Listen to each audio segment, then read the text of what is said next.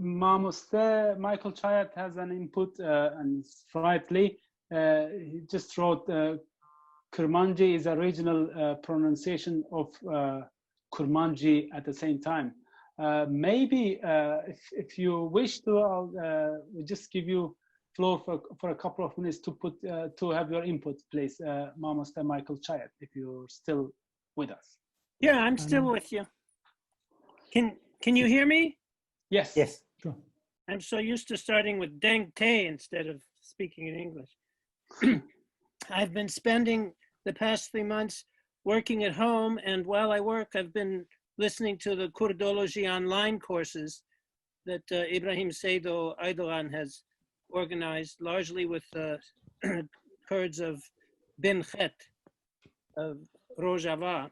But so every day I've been listening to Kurmanji being spoken, and it's been a celebration of the language for me, I have to say.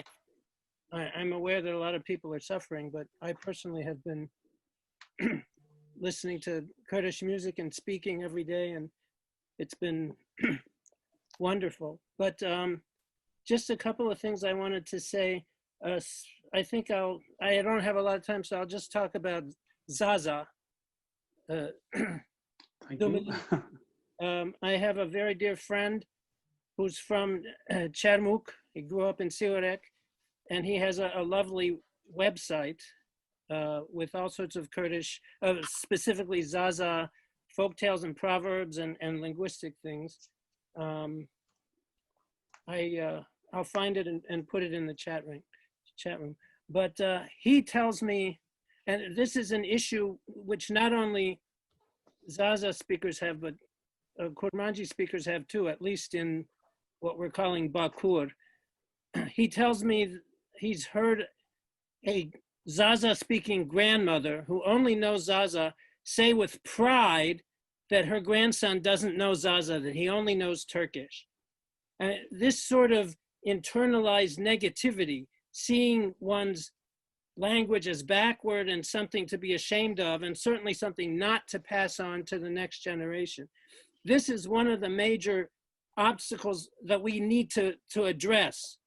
I mean, when I hear, like even in a place like Hakkari, which used to be about the most Kurdish place that comes to mind in Bakur, my friend Bruce Turan, after whom I named my dictionary when he passed away at age 46, when he went back to Hakkari with his own kids a couple of years ago for the summer, when he came home to Paris, he called me and he said, Michael, Kurdish children on the street in Julemerg are now speaking to each other in Turkish, not in Kurdish.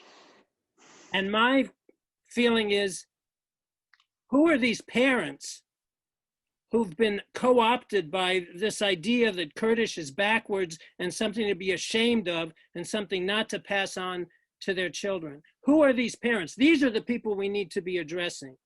How is it that they have been convinced that Kurdish has something to do with the past, not with the present or the future?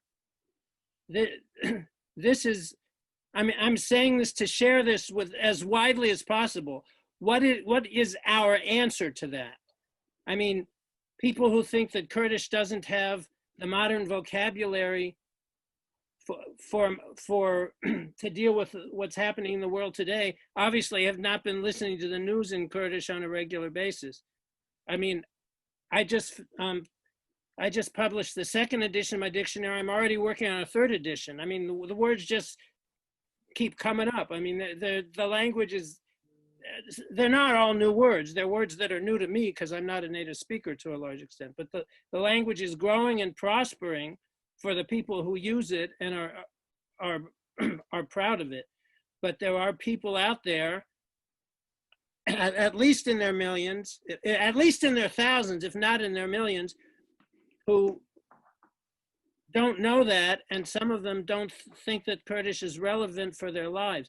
So I'm going to say thank you, and it's an honor to be here and give someone else